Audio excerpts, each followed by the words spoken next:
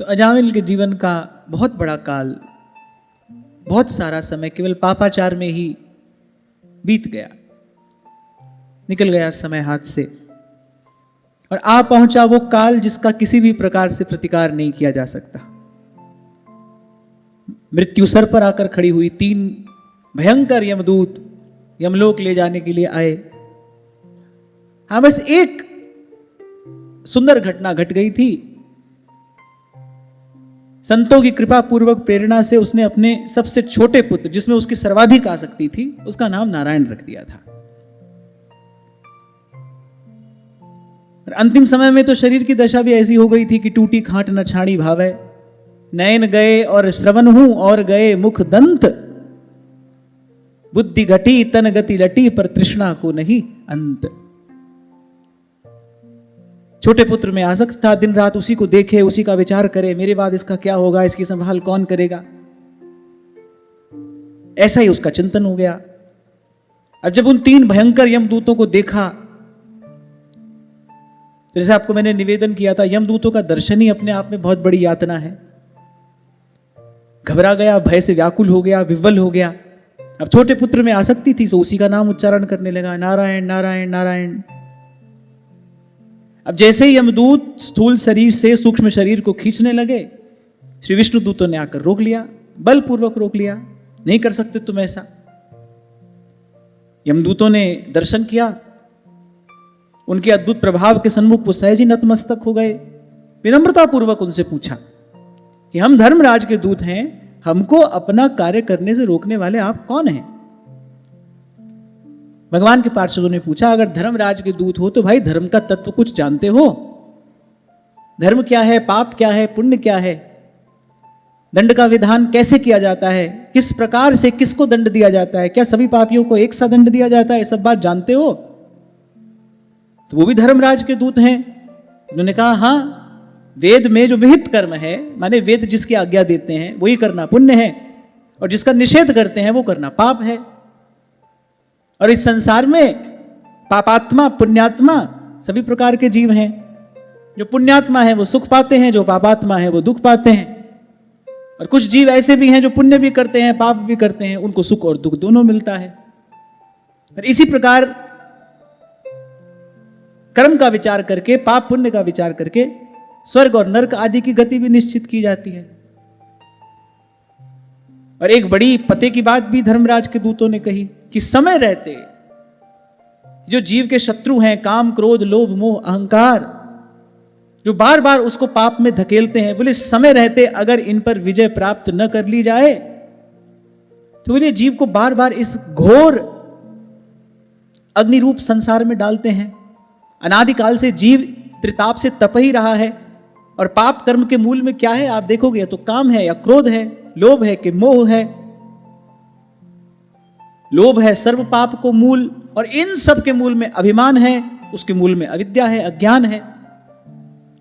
तो धर्मराज के दूतों ने ये बड़ी अच्छी बात कही कि समय रहते यदि इन शत्रुओं का इलाज न कर लिया जाए तो इन्हें बार बार धकेलते हैं ये जीव को संसार में। जीव बार बार दुख पाता है, दुख सुख के द्वंद्व में पड़ा रहता है, उससे कभी मुक्त नहीं होता। और बोले इन पर विजय प्राप्त करने का एक ही मार्ग है, एष प्रकृति संगेन पुरुषस्य विपर्ययः आसीत् स एव न चिराद ईश संगाद विलीयते। बोले माया के कारण अपने विशुद्ध स्वरूप को भूलकर जीव अपने आप को शरीर मान बैठा है।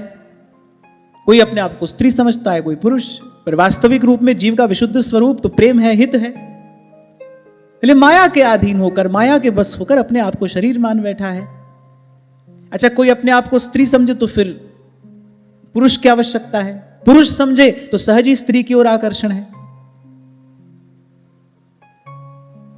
प्रातस्मरणीय श्री गोपालाचार्य जी महाराज जी बात सुनाया करते थे, स्त्री की सहज आसक्ति पुरुष में होती है। पुरुष का चिंतन करते करते मरती है, अगला जन्म पुरुष का मिलता है। पुरुष की सहज आसक्ति स्त्री में होती है, फिर वो स्त्री का चिंतन करते करते मरता है, अगला जन्म स्त्री का मिलता है। इस प्रकार इस द्वंद्व से जीव कभी मुक्त हो ही नहीं पाता, इस दुष्चक्र से कभी मुक्त हो ही नहीं पाता। फिर धर्मराज के दूतों ने कहा कि ये जो विडंबना है, ये जो जीव की विपदा है, फिर भगवान के भजन से दूर होती है। पंच बिखादी एक गरीबा, महाराज कहते ये 5 है, मैं अकेला, और ये बड़े प्रचंड हैं, सबल हैं, मैं दीन दुर्बल हूं, कैसे जीतू इनसे। पंच बिखादी एक गरीबा, राखो राखन हारे, खेद करही और बहुत सतावही, आयो शरण तिहारे। पंच बिखादी एक गरीबा, राखो राखन हारे, खेद करही और बहुत सतावई, आयो शरण तिहार। कर कर हारो अनेक बहु भांति, छोड़त कतहु नाही। एक क्षण के लिए भी ये मुझे नहीं छोड़ते। और सत्य है, आप मन की स्थिति का विचार करो, कभी मन काम के अधीन है, कभी क्रोध के, कभी लोभ है तो कभी मोह, और अहंकार तो बना ही है। इन सब रोगों के मूल में अहंकार ही है। कर कर हारो अनेक बहु भांति, जीव कहता है मैंने बड़े प्रयत्न किए। कल यही तो मैं आपसे कह रहा था कि पहले तो मोह की तंद्रा में जीव ये सोच ही नहीं पाता कि भाई इन काम क्रोध आदि विकारों से मुझे मुक्त होना है। बिना सत्संग के तो इतनी समझ भी नहीं आती, और समझ आ जाए तो फिर क्या देखता है, भाई अपने बल पर मैं इनसे लड़ नहीं पा रहा हूं, बार बार साधक असफल होता है। कर कर हारो अनेक बहु भांति, छोड़त कतहु नाही। एक बात सुन ताकि ओटा, साध संग मिट जा। एक बात का आश्रय लिया, संतों की शरण में जाकर पड़ गए, संतों के चरण पकड़ लिए। गुरु के चरण ऊपर मेरे माथे, ताते दुख मेरे सगले लाथे। तो यमदूतों ने तो इतनी बात की, ये जो विडंबना है, जीव की जो विपदा है भगवान के भजन से दूर होती है, पर भाई बिना संत गुरु की कृपा के जीव भगवान का भजन कर नहीं सकता। तभी कबीर कहते हैं, संत सबद लग उतरे पार। इसी नौका में बैठकर कोई इस पार से उस पार जा सकता है। संत का वचन, संत का शब्द, संत की वाणी। इसलिए बुद्धिमान वही है, विवेकी वही है जो सार ग्रहण करे। और सार क्या है? फिर प्रभु का नाम संत कृपा करके दे, और उस नाम की नौका में बैठकर नानक नाम जहाज है, चढ़े से उतरे पार। इसलिए कई बार आपको पहले भी निवेदन किया, जब भजन साधन की बात आएगी, जब संसार से मुक्त होने की कोई चर्चा होगी, कोई अपने आप को इस बंधन से मुक्त करना चाहेगा, तो वो कहीं से भी आरंभ करे, आना सत्संग की ही शरण में पड़ेगा। सब रोगों की यही एक औषधि है। अच्छा, रोगी के लिए ये औषधि है, और जो स्वस्थ है उसके लिए ये पाथेय है। स्वस्थ व्यक्ति को भी भोजन की आवश्यकता तो है ना, ऐसा थोड़ी कि स्वस्थ हो गया तो भोजन ही नहीं चाहिए। रोगी के लिए सत्संग औषधि है, जो स्वस्थ है उसके लिए पाथेय है, साधक के लिए पाथेय है, और सिद्ध के लिए रसायन है। सिद्ध के लिए ये रसायन है। गोस्वामी जी कहते हैं ना, राम रसायन तुम्हारे पासा। सिद्ध के लिए ये रसायन है। हनुमान जी सतत इसी रसायन का ही सेवन करते हैं। बहुत सारा भोजन एक तरफ, चुटकी भर रसायन एक तरफ। हुआ करती थी वैद्यों के पास कुछ ऐसी युक्ति, कुछ ऐसी औषधि, चुटकी भर कोई पाले, कितने कितने दिन तक भूख नहीं लगती थी। एक महात्मा ने हमको अपना अनुभव बताया था ऋषिकेश में। बहुत बरस तक वो केदार खंड में रहे, बद्रीनाथ केदारनाथ के पास में। तो जब आरंभ में गए तो भूख प्यास बड़ा व्याकुल करती थी। अब वहां पर सब उपलब्ध नहीं था, पर हठी थे, नहीं भाई अब आ गए हैं तो भगवान का दर्शन करके ही लौटेंगे। तो किसी न किसी प्रकार से साधन में लगे रहे।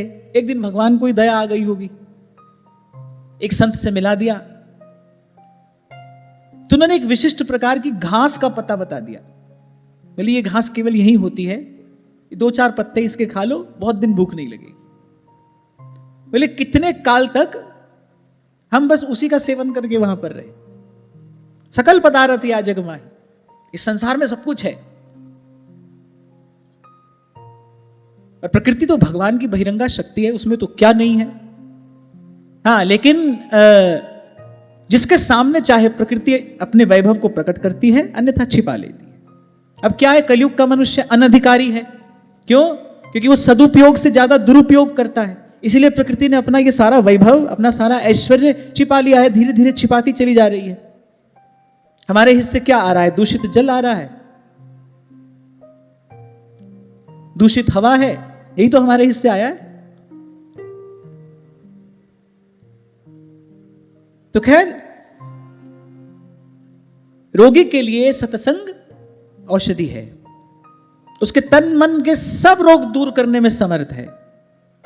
सतगुरु मेरे आ मिलाया संजोग जी, सतगुरु मेरे आ मिलाया संजोग जी, दुख कटे सारे मेरे, दुख कटे सारे मेरे, हुइया निरोग जी, जन्म जन्म दिया कटियां बीमारियां, जन्म जन्म दिया।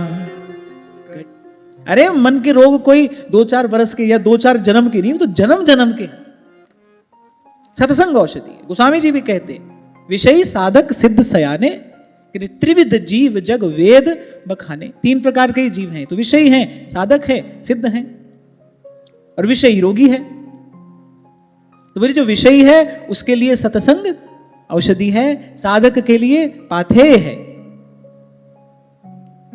सुपथ्य है, सिद्ध के लिए रसायन है। सेवक जी महाराज वर्णन करते हैं, एक है नाचता गाता रह जाता है, हृदय में तनिक भी भाव का उदय नहीं होता। और कोई है कृष्ण नाम जपते श्रवण परे वाली, भूल गई भौन में तो बावरी भईरी। माने एक विषय है, एक सिद्ध है। सिद्ध के लिए रसायन है।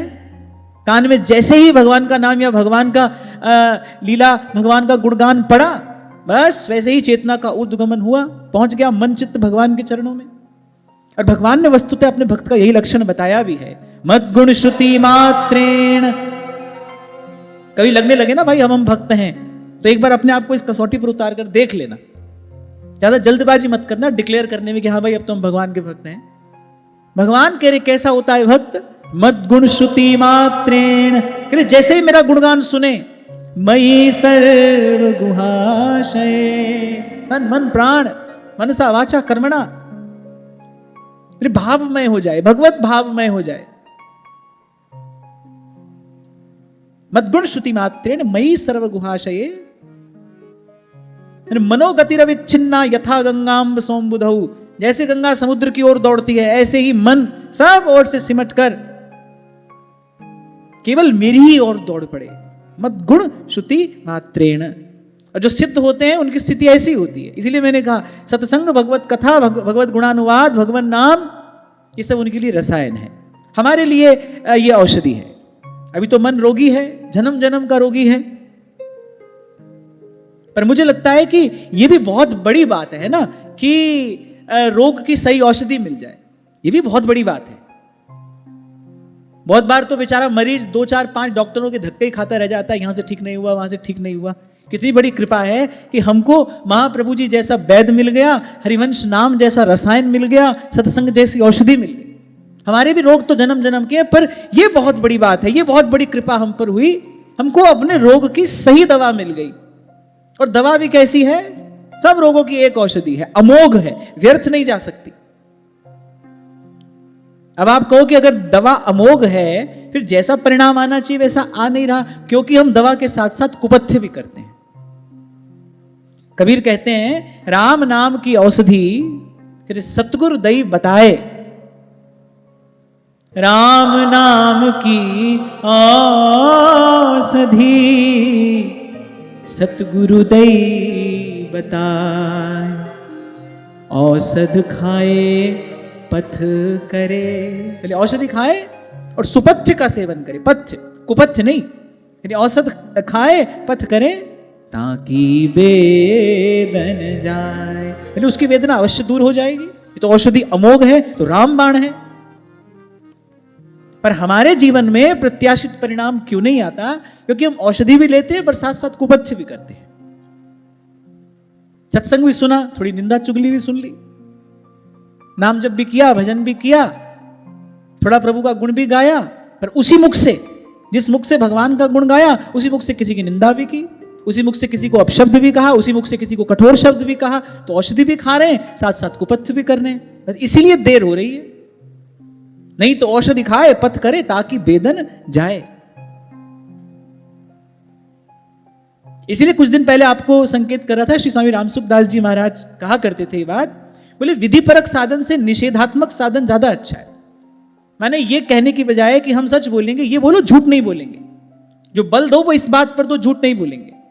सबका सम्मान करेंगे ये कहने के बजाय ये बोलो किसी का अपमान नहीं करेंगे। सबका हित करेंगे ये कहने की बजाय कहो कि भाई किसी का अहित नहीं करेंगे। और ये कठिन है, ये बहुत कठिन है। आधे से अधिक मनुष्य आज के समय में ये स्वीकार कर चुके हैं झूठ के बिना जीवन चल ही नहीं सकता। जब ये बात कही जाती है ना, भाई झूठ मत बोलो, अरे आपको क्या पता, संसार में व्यवहार में सब कुछ करना पड़ता है, काम धंधा कैसे चलेगा। माने देखो, झूठ के आगे व्यक्ति समर्पण कर चुका है कि झूठ के बिना तो जीवन चल ही नहीं सकता।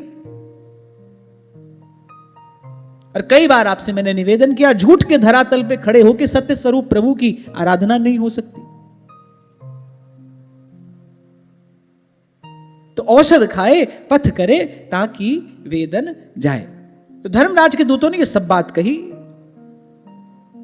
श्री विष्णु पार्षद सुन रहे थे और सुनते सुनते मुस्कुरा रहे थे। भाई धर्म का तत्व तो बता दिया, पाप पुण्य क्या है ये भी बता दिया, दंडनीय कौन है ये भी बता दिया।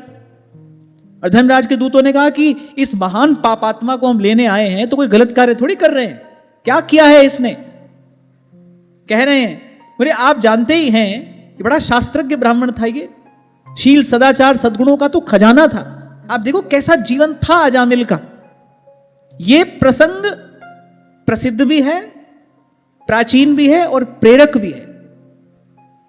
कहां से व्यक्ति कहां तक आ सकता है। आपसे कहा था ना मैंने कि ये मनुष्य शरीर जो है साधन धाम मोक्ष कर द्वारा, साधन का धाम और मोक्ष का द्वार है, पर यहीं से अनंत अनंत काल के लिए घोर नरकों में पतन भी हो सकता है, ध्यान रखना। अयं हि श्रुत संपन्न शीलवृत्त गुणालयः धृतव्रतो मृदुर्दान्तः सत्यवान मंत्रविद शुचिः।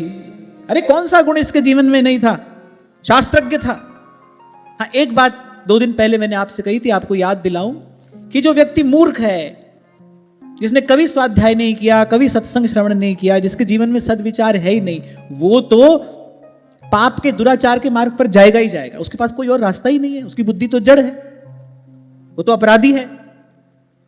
लेकिन जो जानता है, जो पढ़ा लिखा है और कभी कभी दूसरे को उपदेश भी देता है, वो यदि विपरीत आचरण करता है तो महापुरुष कहते हैं भाई वो पापियों में पापी है, उसके लिए क्षमा नहीं है, बड़ा भयंकर दंड उसको मिलता है। इसलिए बहुत सोच समझ कर विचार कर ही किसी को उपदेश करना चाहिए। अब समझ में आया आपको कारण, जब मैं बार बार आपको कहता हूं कि नहीं भाई मैं आपको समझा नहीं रहा हूं, हम तो भगवान का गुण गा रहे हैं, आप आओ बैठो सुन लो। मैं नहीं समझा रहा हूं आपको, मैं उपदेश नहीं दे रहा हूं आपको। ना जानो छिनंत कवन बुद्धि घटई प्रकाशित, और मेरे आचार्य ने आज्ञा दी है ई डर ही डरप हरिवंश हित। और ऐसे ऐसे प्रसंग महापुरुषों के वाक्य को प्रमाणित करते हैं। धर्मराज के दूतों ने कहा कि अरे बड़ा शास्त्रज्ञ ब्राह्मण था, कौन कौन से गुण थे अजामिल में सुनो। बोले शील संपन्न था, बड़ा पवित्र इसका आचरण था, महान सदाचारी, महान सदाचारी, और सद्गुणों का तो खजाना ही था, व्रतधारी, अत्यंत विनम्र, अपनी इंद्रियों को इसने जीत लिया था, जितेंद्रिय, सदा सत्य भाषण करने वाला, सत्य की आराधना करने वाला, सत्यनिष्ठ, मंत्रवेत्ता, अत्यंत पवित्र इसका जीवन था। और तो और गुरु, अग्नि, अतिथि, वृद्ध, इन सब की इसने खूब सेवा की। कैसा जीवन अजामिल जी रहा था देखिए। बोले इन सब की इसने खूब सेवा की, समस्त प्राणियों का हित चाहता था, सदा उपकार करने में ही लगा रहता था, जितनी आवश्यकता होती थी उतना बोलता था और कभी किसी में दोष नहीं देखता था। अच्छा, ये भगवान वेदव्यास की शैली है।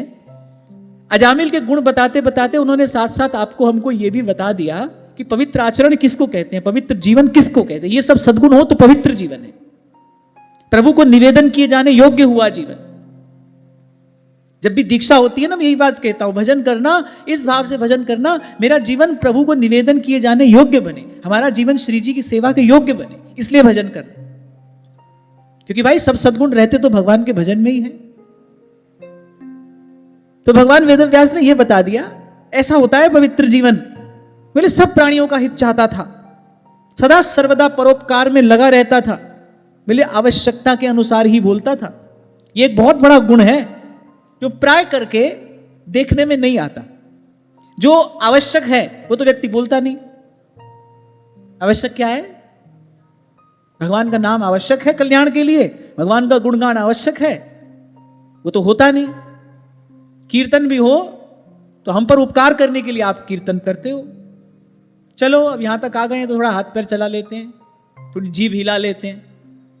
तो जो आवश्यक है वो तो व्यक्ति करता नहीं, और इसके अतिरिक्त जो दिन भर बकबक चलती रहती है वो तो अनावश्यक है। एक संत महाप्रयाण की तैयारी में थे, प्राय करके मौन रहा करते थे। उनका जो एक प्रिय शिष्य था जो सदा सेवा में रहता था, उसको गुरुदेव ने संकेत कर दिया, भाई अब हम जाएंगे। तो वो बेचारा बड़ा व्याकुल हो गया। बाल्यकाल से गुरु चरणों की सेवा में रहा था, गुरुदेव ही एकमात्र आश्रय आधार थे, तो बड़ा व्याकुल हो गया। उसने कहा यदि आपके जाने का समय आ ही गया है तो कम से कम मुझे कोई आधार तो देकर जाइए, कोई विचार देकर जाइए जो नौका के समान हो, जिसका मैं आश्रय ले सकूं। गुरुदेव मौन रहे, मुस्कुरा दिए। 2-4 दिन बाद उसने फिर प्रार्थना की, उसी प्रकार मौन, मुस्कुरा दिए। तीसरी बार तो वो बड़ा व्याकुल हो गया, रोते रोते चरण पकड़ लिए, बोले अरे आप चले जाएंगे मेरा क्या होगा, कुछ तो कहिए, कोई बात तो मुझे देकर जाइए, आपका शब्द ही मेरे लिए आधार होगा। गुरुदेव ने सर पर हाथ रखकर कहा, बोली बेटा जो कहने योग्य है वो कहा नहीं जा सकता, और जो कहा जाता है वो सब कहने की बात नहीं है। जो कहने योग्य है बोले उसका गुण तो कहा नहीं जा सकता। तेरे कवन कवन गुण कह कह गावा, तू साहेब गुणी निधाना, तुमरी महिमा बरन न साकूं, तू ठाकुर पूज भगवान। अब बोले जो व्यक्ति दिन भर कहता है वो कोई कहने की बात ही नहीं है। साधक में यह गुण होना चाहिए, आवश्यकता से थोड़ा कम। एक तो आवश्यकता पड़ने पर बोले, आपसे कोई पूछे तो आप कुछ कहो। एक पुरानी कहावत है, नमक और सलाह बिना मांगे नहीं देना चाहिए, और शास्त्र भी यही बात कहता है। बोले जब तक कोई जिज्ञासु पिपासु ना हो तब तक उसको धर्म का उपदेश नहीं करना चाहिए। ऐसे ज्ञान बांटने से कुछ हो जाता, सारी दुनिया आज ज्ञानी ही होती। न कहने वालों की कमी है, न सुनने वालों की कमी है। अच्छा, पहले तो फिर भी गुरुजन एकांत एकांत स्थान में अधिकारी शिष्यों को ज्ञान की बात बताया करते थे। आज तो जहां देखो लाउड स्पीकर चले ही रहे हैं, ज्ञान बांटा ही जा रहा है। ऐसे ज्ञान बांटने से कुछ हो जाता तो सभी ज्ञानी हो जाते, इससे कोई लाभ भी नहीं होता है। इसीलिए मैंने कुछ दिन पहले कहा था कि ये जो पॉडकास्ट पर ज्ञान बांटा जा रहा है ना, ठीक है, इससे थोड़ी देर का मनोरंजन हो सकता है, आपको थोड़ी सी इंफॉर्मेशन मिल सकती है, पर ज्ञान प्राप्ति इस प्रकार नहीं हो सकती।